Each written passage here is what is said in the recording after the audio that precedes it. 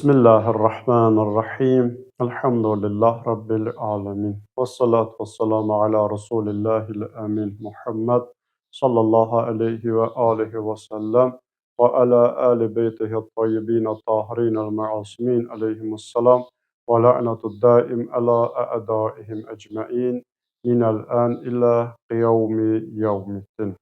İslam dinində, İslam tarixində bəzi əlamətlər, günlər var ki, yəni İslam tarixində baş verən bəzi günlər var ki, bu günlərin vasitəsilə İslamın əzəməti, İslamın böyüklüyü, İslamın qüdrəti bir daha öz əksini tapmışdır. Yəni bu hadisələr, bu günlər İslamın hörmətini, İslamın izzətini daha da artırmışdır. Məsələn, biz Peyğəmbərin tarixinə baxanda bu günlərin bir çox tarixi hadisələrdə bunun şahidi oluruq. Məsələn, o günlərdən biri, yəni tarixi günlərdən biri Xəndək döyüşünü misal vurmaq olar. Xəndək döyüşündə küfr tərəfdən Əmr ibn Əbdəvəd, yəni kafirlərin, müşriklərin ən cəngavər pəhləvanı, döyüşçüsü olan İslam ordusundan isə İmam Əli əleyhissalamla üz-üzə dayanması. Bu həqiqətən də bu tarixi hadisə İslamın əzəmətini, İslamın gücünü, İslamın qüvvətini, qüdrətini göstərən ən tarixi, yəni ən mühüm tarixi hadisələrdən biri olmuşdur. Çünki Əli əleyhissalam Əmr ibn Əbdəvədlə döyüşə çıxmamışdan əvvəl Peyğəmbər tarixi bir kəlam buyurur. Buyurur ki, artıq küfrlə iman üz-üzə dayanıb. Yəni Əmr ibn Əbdəvədi bütün küfür adlandırır, Əli əleyhissalamı isə bütün iman adlandırır. Əlbəttə, Əli əleyhissalamın bu tarixi hadisədə göstərdiyi şücaət bir daha sübut etdi ki, yəni İslamın böyüklüyünü, İslamın əzəmətini, İslamın qüdrətini bir daha dünyaya çatdırdı. Yəni tarixdə, İslam tarixində, İslam təqvimində belə günlər çoxdur ki, İslamın birliyini, İslamın gücünü, İslamın qüdrətini, əzəmətini, İslamın böyüklüyünü, İslamın mərhəmətini, İslamın izzətini göstərir. Ki, belə tarixi hadisələr çoxdur. Və ya biz cümə gününü də misal vurmaq olar. Həqiqətən də cümə günü də İslamda birliyin, vəhdətin, gözəlliyin, İslamın gücünün, İslamın əzəmətinin, İslamın gözəlliyini göstərən ən gözəl günlərdən biridir. Və yaxud da ki, bayram günlərini misal vurmaq olar. Ramazan ayının sonunda orucun sona çatması ilə bağlı, yəni Fitr bayramı ki, qeyd olunur. Fitr bayramı da həqiqətən də o gündə, yəni Fitr bayramı günü də İslamın böyüklüyü, İslamın əzəməti, İslamın gücünü, birliyini, vəhdətini, mehribançılığını göstərən ən gözəl günlərdən biridir. Və yaxud da ki, Qurban bayramı. Məsələn, Qurban bayramı günü bütün dünya müsəlmanları Kəbənin ətrafında cəm olması, bunun özü də İslamın əzəmətini, İslamın birliyini, vəhdətini, İslamın gücünü göstərən bariz günlərdən, bariz bayramlardan biridir. İslam təqviminə biz baxdıqda, belə günlərdən heç də geri qalmayan və İslamı qüdrətləndirən, İslamı qüvvətləndirən və İslama izzət verən, İslama şərəf verən, İslamı möhkəmləndirən ən gözəl bayramlardan, ən gözəl günlərdən də biri Peyğəmbər sallallahu aleyhi və alihi və səlləmin qida həccindən qayıdan zaman bu tarixi hadisə hicrətin 10-cu ili Zilhiccə ayının 18-də Məkkə ilə Mədinə arasında yerləşən Qədirxum adlı bir yerdə tarixi bir hadisə baş vermişdi. Yəni Qədirxum hadisəsi, Qədirxum günü də İslam tarixində, İslam təqvimində İslamın əzəmətini göstərən, İslamın qüdrətini göstərən, İslamın gözəlliyini göstərən, İslamın vəhdətini göstərən ən gözəl günlərdən biridir. Ki, bu tarixi hadisədə Peyğəmbər sallallahu aleyhi və səlləm həmin əraziyə çatdıqda Allah təbarək və teala tərəfindən Maidə surəsinin 67-ci ayəsi nazil olur. Ayə belədir: Bismillahirrahmanirrahim. Allah Peyğəmbərə xitabən buyurur, deyir, ya əyyuhər rəsul, ey rəsul, bəlliq mə unzilə ileykə min rabbikə, sənin Rəbbindən sənə nazil olanı təbliğ et, çatdır. Və in ləm təfəl fəma bəlləqtə risalətə, əgər bunu etməsən, yəni həmin günü bu ayə ki nazil olur Peyğəmbərə və Allah Peyğəmbərin öhdəsinə bir vəzifə təyin edir ki, əgər bu son vəzifəni yerinə yetirməsən, sən Allahın risalətini çatdırmış olmazsan. Sanki Peyğəmbərin risaləti, 23 il risalətinin tamamlanması bağlı idi Qədirxum günü Peyğəmbərin çatdıracağı o mühüm məsələ ilə. Əgər Allah buyurur ki, sən bunu çatdırmasan, bunu yerinə yetirməsən, bunda Allahın risalətini təbliğ etmiş olmazsan. Yəni risaləti tamamlanmış olmazsan. Vallahu ya'simuka minen nas. Allah səni insanlardan qoruyar. İnnallaha la yehdil qavmel kafirin. Həqiqətən də Allah kafir qövmü hidayət etməz. Bu ayə nazil olduqdan sonra Peyğəmbər göstəriş verir ki, tarixdə yazılır ki, təxminən 100 min hac ziyarətində, yəni həmin il 100 mindən çox təxminən Peyğəmbərlə həc ziyarətini yerinə yetirən səhabələr olmuşdur. Peyğəmbər göstəriş verir ki, qabaqda olanlar geri qayıtsın və geridə olanlar gəlib Peyğəmbərə çatsınlar və göstəriş verir ki, bir minbər qursunlar. Peyğəmbər həmin minbərə çıxaraq bir uzun xütbə oxuyur ki, ona Qədirxum xütbəsi də deyərlər. Əlbəttə, Peyğəmbər bu xütbədə bir çox mühüm məsələlərə toxunur.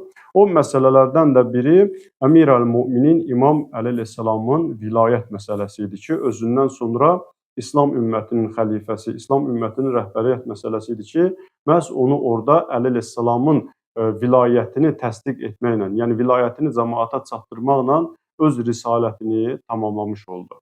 Bu xütbə uzun bir xütbədir, amma tarix boyu bu xütbənin özündə bir ixtilaf olmayıb. Xütbə, yəni bütün məzhəblər tərəfindən qəbul olunan bir xütbədir, amma xütbənin ixtilaflı olan hissəsi odur ki, Allah Rasulü Həzrəti Muhammed sallallahu aleyhi və alihi və səlləm Əmir-əl-Müminin Əli əleyhissalamın əlini qaldıraraq, orada Əli əleyhissalam haqqında buyurur ki, mən kuntu mevlahu fəhalla aliyyum mevla. Mən kimin mövlasıyamsa, bu Əli də onun mövlasıdır. Biz tarixə baxdıqda, tarix boyu xütbənin bu həssəsində ixtilaf düşüb. Peyğəmbər xütbəni tamamladıqdan sonra, indi bu məsələyə aydınlıq gətirməmişdən öncə bu fikri tamamlayaq.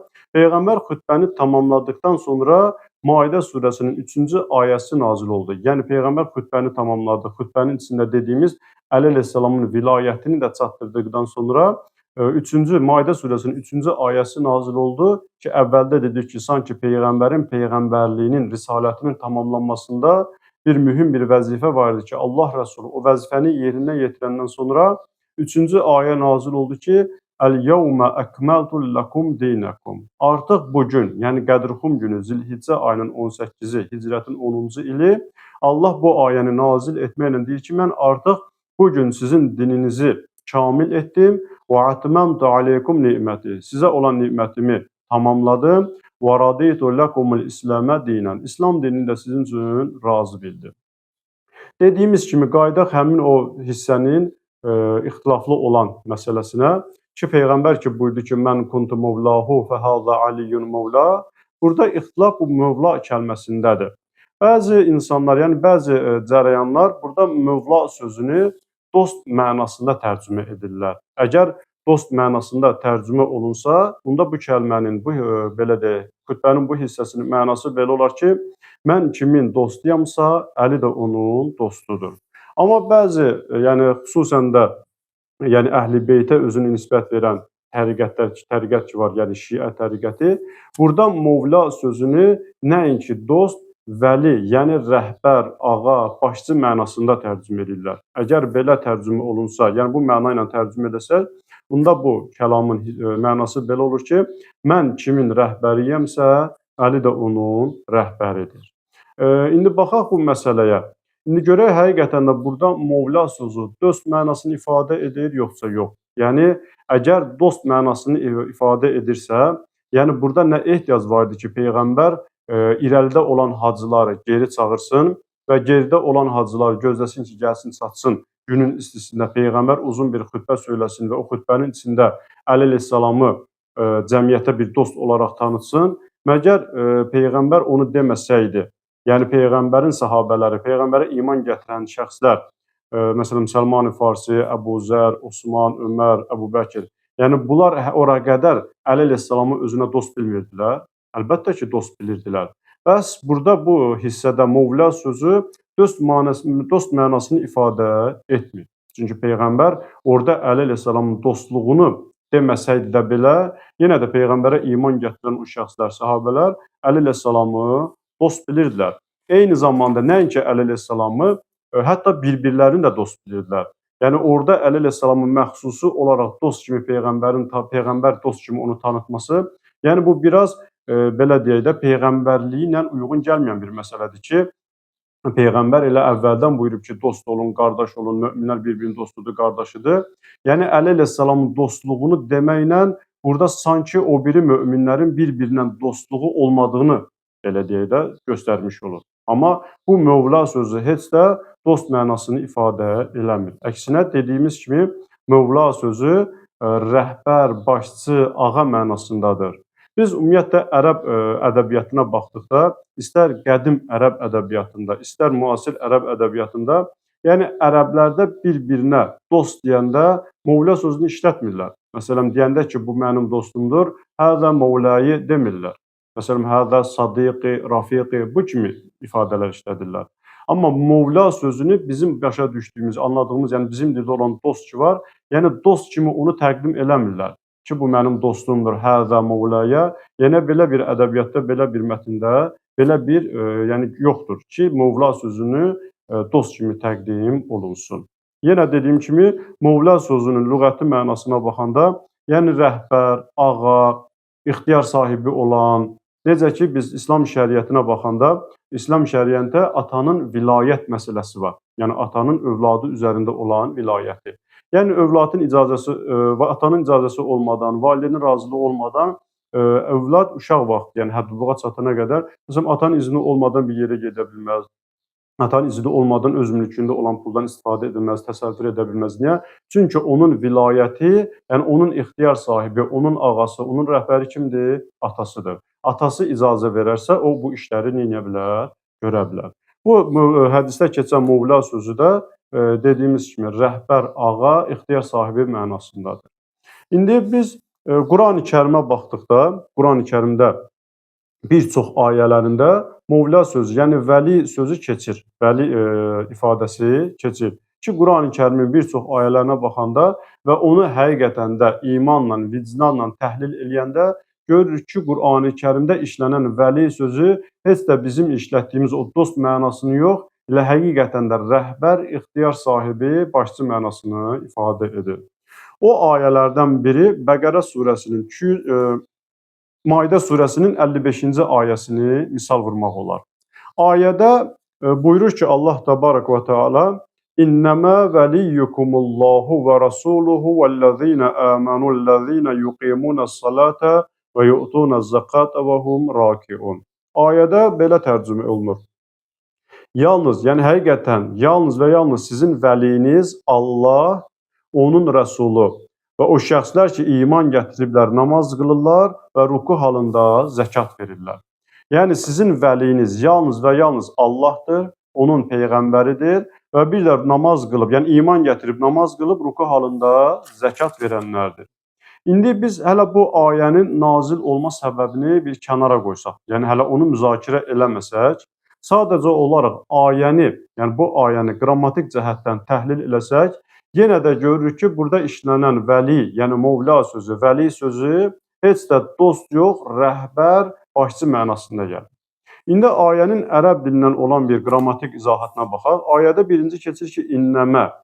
İnnəmə ərəb dili qrammatikasında yəni mütləqiyyəti bildirir. Mütləqiyyət dedikdə yalnız, yəni əgər bu innəmə nəyəsə nisbət verilibsə və ya kiməsə nisbət verilibsə, məsələn, hansısa bir xüsusiyyət kiməsə nisbət verilibsə, innəmə ilə işlədildikdə o xüsusiyyət yalnız və yalnız o şəxsə aid olur. Yəni, ondan başqasına onu aid eləmək olmaz. Ki, burada bu mütləqiyyəti bilir ki, yalnız və yalnız sizin vəliniz Allahdır, onun peyğəmbəridir, iman gətirib, namaz qılıb, ruku halında zəkat verəndir. Yəni, bu xüsusiyyətlər, vilayət xüsusiyyəti ancaq bu üç dəstəyə aid. Yəni, üç nəfər şəxs deyək də, belə deyək ki, indi Allaha təbii ki, şəxs demək düzgün deyil.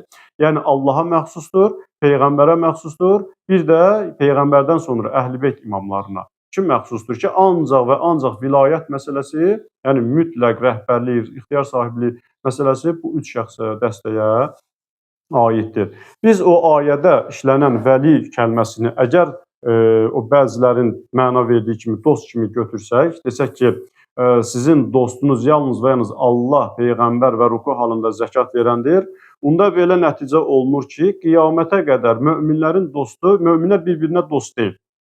Yəni, peyğəmbərin sahabələr, peyğəmbərin dövründə olan sahabələr bir-birinə dost olmayıblar və ondan sonra da qiyamətə qədər nə qədər mömin var, möminə var, ki, onlar bir-birlərinə nədir? Dost deyillər. Yəni bu dost mənasını ifadə edəndə bu nəticə əldə edir ki, yəni bu möminlərin peyğəmbərin dövründə olan səhabələrdə, peyğəmbərdən sonra olan digər imamların dövründə olan səhabələrdə, təbiinlərdə, ümumiyyətlə qiyamətə qədər olan möminlər bir-birlərindən dost deyillər. Onların dostları ancaq peyğəmbərdir, Allahdır, bir də ruku halında zəkat verən şəxsdir. Ki, bu məntiqlə də heç uyğun gəlmir. Niyə? Çünki İslamın bizə tövsiyə etdiyi ən gözəl, belə deyək də, ən gözəl qaydalardan, nümunələrdən də biri möminlərin biri-biri ilə dost olmasıdır. Amma o ayədə ki, biz, yəni Mövla sözünü, yəni vəli sözünü öz mənasını ifadə edəndə, tərcümə edəndə rəhbər, ağa, başçı, ixtiyar sahibi bu mənanı biz götürəndə bəli, həqiqətən də bizim vəliyimiz yalnız Allahdır, peyğəmbərdir ki, ayəyə istinadən, bir də ruku halında zəkat verən ki, bu ayə də mütləq şəkildə bütün təfsirlər bunu qeyd edir ki, Əli əleyhissalamın şəni haqqında nazil olub. Yəni Əli əleyhissalamın ruku halında zəkat verməsi səbəb olub ki, bu ayə nazil olsun və ayə nazil olmaqla da vilayət məsələsinin kimlərə aid olduğunu bir daha nə eləmiş olur? Təsdiq eləmiş olur. Və bu dediyimiz bu cür ayələr Qurani-Kərimdə çoxdur. Məsələn, Bəqərə surəsinin 257-ci ayəsində də orada da buyurur ki, Allahu vəliyyullezina. Allah iman gətirənlərin vəlisidir. Yəni o ayəni də biz təhlil etdikdə, digər ayələri də imanla, vicdanla təhlil etdikdə görürük ki, həqiqətən də vəli sözü dost yox, başçı, rəhbər, ixtiyar sahibi mənasındadır. Nəticə olaraq, belə deyək də, xutbədə keçən o həmin hissə ki var, Peyğəmbər ki buyurmuşdu, mən kuntu mövlahu fəhazə əlliyun mövla, mən kimin mövlasıyamsa, yəni mən kimin vəlisiyəmsə, mən kimin ixtiyar sahibiyəmsə, mən kimin rəhbəriyəmsə, mən kimin ağasıyamsa da, eynən də Əli əleyhissalam da, İmam Əli də o şəxsin vəlisidir, o şəxsin ixtiyar sahibidir, o şəxsin rəhbəridir. Ki, Allah Rəsulü sallallahu aleyhi və səlləm bu xütbənin bu hissəsi ilə özündən sonra kimin İslam ümmətinin rəhbər olacağını bir daha qəti şəkildə bizə çatdırır.